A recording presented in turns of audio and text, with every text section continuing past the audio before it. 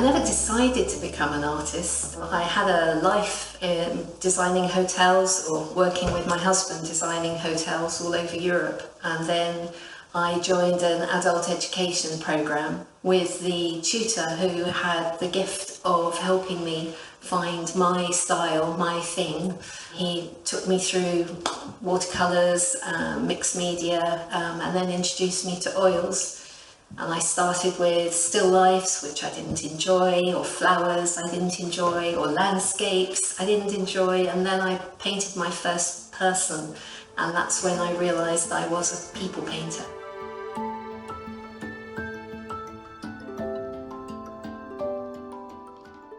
The majority of the time I work in oils on canvas. I will always love oil most, but I also like the immediacy of acrylic. And sometimes if I'm in a particularly zen frame of mind, I might do watercolour. But what's strange about me is my style changes slightly depending on which medium I'm using, and certainly my palette changes. I'm a chaotic artist. I will go days or even weeks without painting anything, and then I will have a frenetic 2-3 weeks where I have paintings in my head that I have got to get out and get onto the canvas. I can be very wasteful of my time in the studio, and then other times I'm very productive.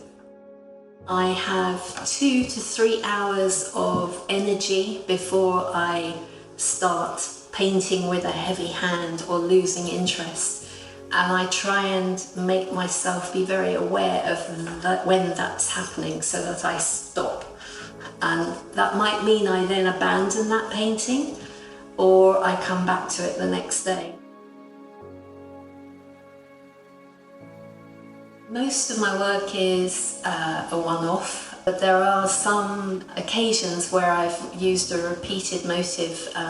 There was a certain holiday where there were a lot of young women on the beach, and I find that I keep going back to that day and those women and repeating them. They were very real.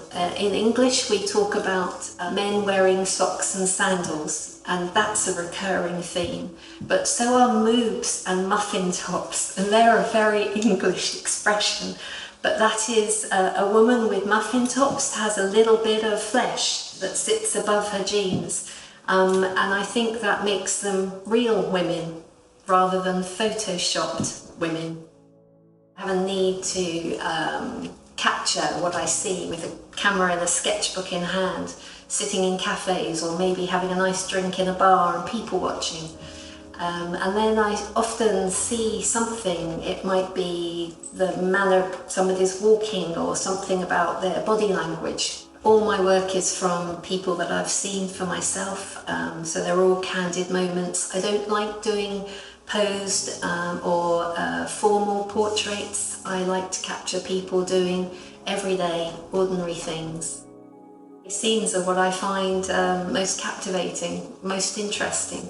I'm endlessly intrigued by us as humans, especially on the beach. It doesn't matter what country we've travelled to.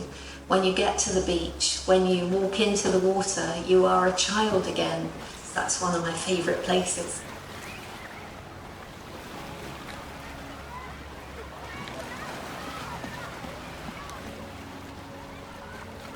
I like being by the water and I like the sunshine, so that is a recurring theme in my work, although I have to say I'm being drawn to portraiture now a lot too. Certainly being British has an impact on what I paint, because I do find myself smiling about us Brits while we travel. A lot of us are not very good at it. So I do enjoy capturing my fellow Britons being typical Brits abroad.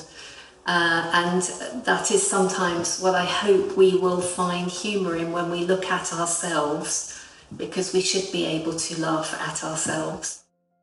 I'm hoping to create an image that you will see something familiar in. Even if it's not somebody you know, I'm hoping it makes you feel like you know them, like it might be somebody you're related to or a friend. So if I hear someone look at my work and go, gosh, that's just like grandma, I'm a happy girl because you've got the right emotion from my work.